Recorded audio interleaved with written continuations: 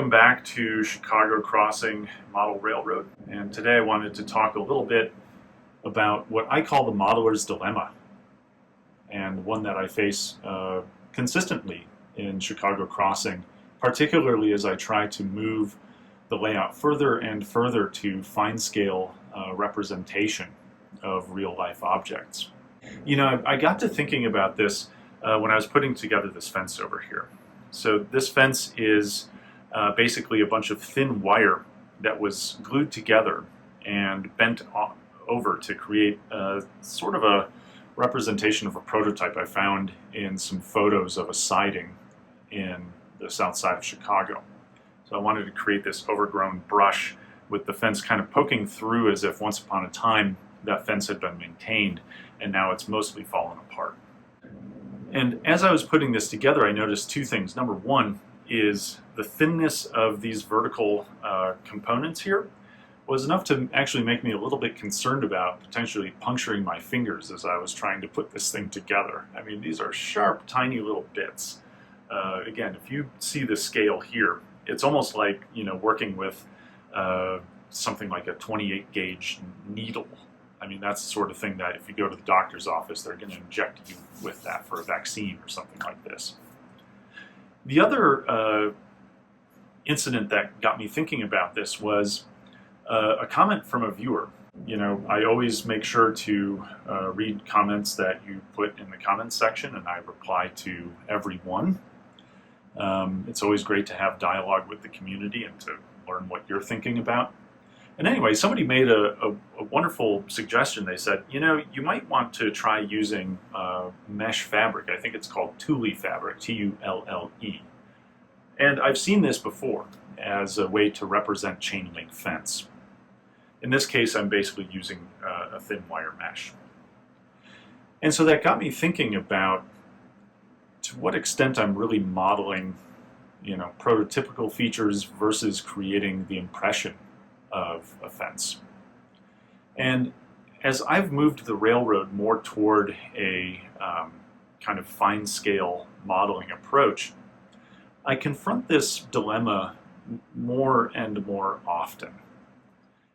So when modeling an N scale, there are essentially you know, three limitations that one runs into in terms of being able to create fully lifelike representations of reality.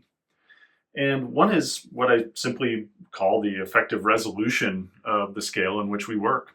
In other words, this is an N scale ruler. Each one of those little tick marks, major tick marks there, I should say, is basically like a foot. And so what that means is when you're trying to scale down to create something like a beer can, or when you're trying to scale down graffiti to be able to put a very tiny scribble on a rail car, it becomes incredibly challenging to do so because you're constrained by items number 2 and 3. Number 2 is what materials do you have available that you can actually use in order to replicate that item? I mean, in the era of 3D printing, we have a lot of opportunities to model things that previously we haven't been able to model. On Chicago Crossing, I've been able to, you know, use things like resistor wire at 42 gauge to be able to model barbed wire concertinas on top of a fence. One of the fiddliest things I ever did. You know, likewise, I can take a rail car like this and I can use micron pens to add in a whole bunch of little bits and pieces of scribble art on a rail car like this by hand. But I guarantee you that going beyond this point would require either a decal from a high resolution printer, which sometimes I use just because there's really nothing else available, or you just kind of can't do it unless it's actually printed on a car. You know, you can get graffitied cars from microtrains, and those have incredibly detailed resolution scribble art and stuff like that on them. But am I going to be able to model like a water glass on a table to proper scale, knowing that this is the limitation of accurate representation? You know, these days, not really. Even the litter that is, sitting in the currency exchange corner is probably not exactly to scale. The third issue is essentially beyond the materials. Um, are the materials something you can reasonably even work with in order to build the thing that you want to scale?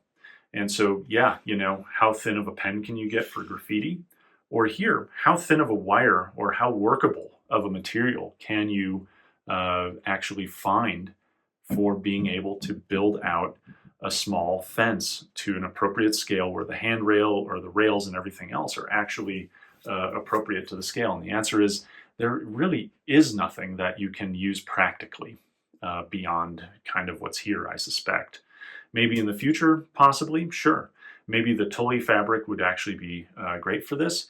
I suspect, though, because it's a highly flexible material, that it's more fiddly to work with, the same way that the concertina wire on the scrapyard fence was incredibly challenging to work with, to the point where I actually haven't finished the fence. It's just a real pain in the rear.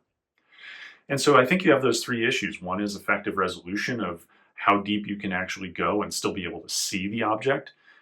Two, whether or not you have materials that actually work at that resolution. And three, whether those materials are actually something that you can handle. In HO, I think this is substantially easier, yet even HO or O scale still have a lot of the same challenges. And what that simply comes down to is these are models. And so for me, I take kind of a very selective ignorance approach to this, I suppose, which is where I can, I try to push the boundaries of effective resolution as much as possible. And where that is practical, that's awesome. And there are some areas where I'm actually not going to push that boundary. Like I'm not going to try to get finer resolution grass in here. Where I put concert posters. The thickness of those concert posters to scale would be like the thickness of a phone book if I actually were shrunk down and put and deposited onto the layout. But I'm not going to try to find a thinner material to make that with because it looks good. It's okay. The same is true for all these signs. Everything on this layout is thicker than it probably would be in reality. And the smaller in scale you go, the more that becomes an issue in terms of working with. And sometimes working with the scale materials doesn't actually look all that good, or you can't even really see them. And so I think, what it comes down to for me is I really find that as I try to push the envelope in certain areas as to what you can model in N scale, is I'm also decidedly not a rivet counter about it. And I don't intend to be a rivet counter about any of this stuff. Because to me, Chicago Crossing is basically a work of art, no different than the Seurat painting that I showed at the beginning. And what I mean by that is art, especially a painting or a photograph or anything, is simply a representation of reality. And what you shoot for is to do, the best according to your own aesthetic desires and your own aesthetic choices to create that representation as you wish to see it. So anyway, I thought that might be a fun topic to explore together with you, and hope you have a good rest of your Easter Sunday and a good rest of your weekend. And until next time, enjoy your models.